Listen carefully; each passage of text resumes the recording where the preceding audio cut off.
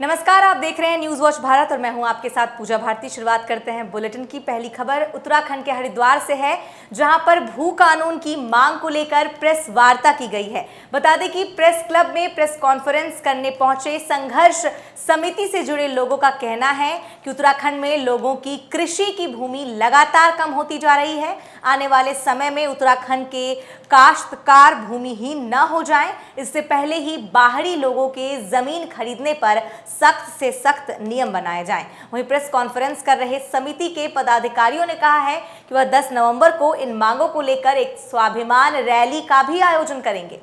देखिए, हम ऐसा कानून चाहते हैं इस राज्य में जिससे हमारी कृषि भूमि सुरक्षित रहे।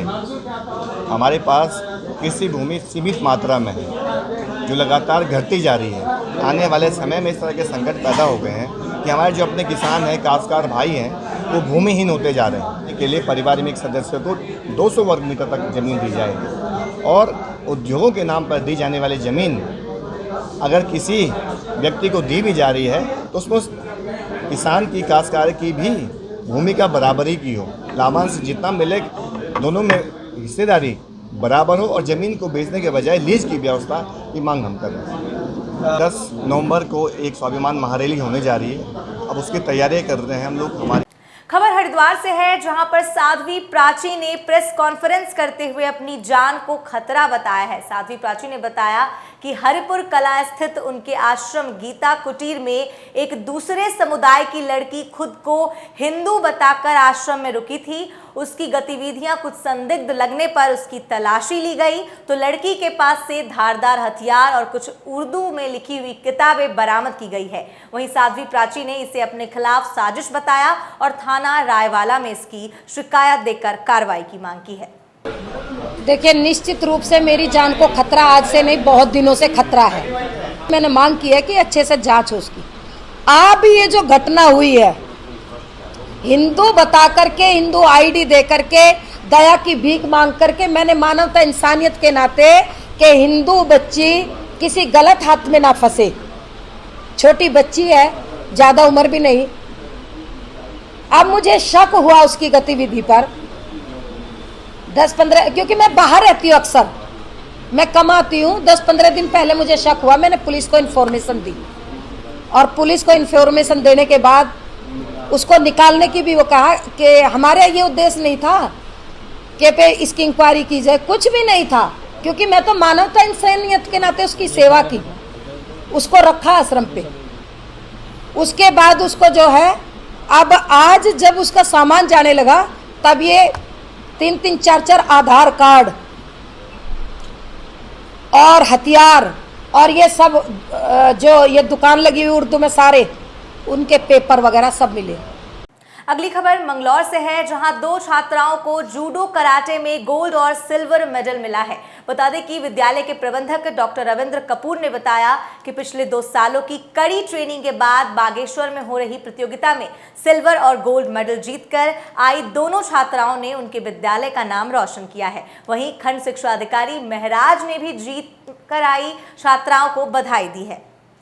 खबर हरिद्वार से है, जहां पुलिस ने भड़काऊ नारे लगाकर सड़क मार्ग को अवरुद्ध करने पर कार्रवाई की है। बता दें कि महंत यति नरसिंहानंद द्वारा पैगंबर मोहम्मद पर की गई टिप्पणी के विरोध में जनपद के विभिन्न स्थानों पर विरोध प्रदर्शन किया गया, जिसके दौरान भड़काऊ शब्दों का प्रयोग करने वालों पर हरिद्वार पुलिस ने कड़ा रुख अपनाते हुए कानूनी कार्रवाई की है। कोतवाली लक्सर अली चौक का यह पूरा मामला बताया जा रहा है। स्कूल का जो क्षेत्र है और खासकर भगवानपुर जो एरिया है, उस पर हम लोगों के द्वारा और इंटेंस सत्यापन अभियान चलाए जाने की आवश्यकता है। उस पर हम लोग ज़्यादा ध्यान केंद्रित कर रहे हैं। जिला में जो हमारे खासकर महाकुंभ से पहले एनआईए द्वारा जो कार्रवाई रुड़की क्षेत्र में की गई थी, उसके बाद से लगातार सभी एजेंसीज, हमारे खासकर हमारी इंटेलिजेंस यूनिट वगैरह लगातार सतर्कता बरती हुई है और इसमें खासकर जो कलियर का जो क्षेत्र है या उसके आसपास के जहां पर लोग आके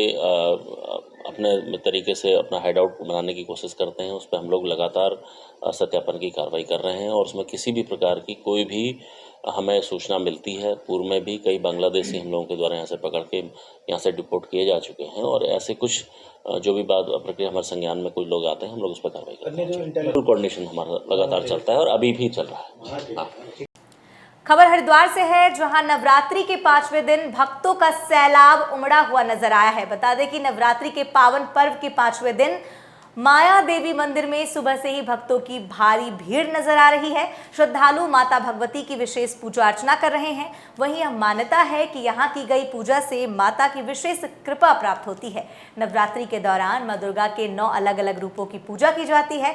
वहीं आज मां स्कंद माता की आराधना की जा रही है। आज नवरात्रा का 5वां दिन है। आज के दिन स्कंद माता को पूजा जाता है। स्कंद माता को पूजने के पीछे ये कारण है कि उनको पूजने समय सुख समृद्धि मोक्ष की प्राप्ति होती है। और स्कंद माता जो है वो कार्तिकेय के माता श्री हैं और कार्तिकेय का जन्म हुआ था तो स्कंद माता ने उनको जन्म दिया था तारकासुर का वध करने के लिए। तो हमें स्कंद माता की पूजा इसलिए करनी चाहिए कि उनसे में सुख समृद्धि और परिवार में शांति सुख की प्राप्ति होती है। स्कंद माता जो है वो हिमालय की पुत्री है, माँ गौरी कहा जाता है उनको। हिमालय की पुत्री होने के कारण ये महादेव की पत्नी भी है, जिसको हम पार्वती के नाम से जानते हैं। तो इनकी पूजा किसी भी भाव से करे, अपने भाव से करे तो सुख समृद्धि की प्राप्ति होती है। जय माता दी। आज के बुलेटिन में बस इतना ही। बाकी खबरों के लिए देखते रहिए न्यूज़ वॉच भारत। नमस्कार।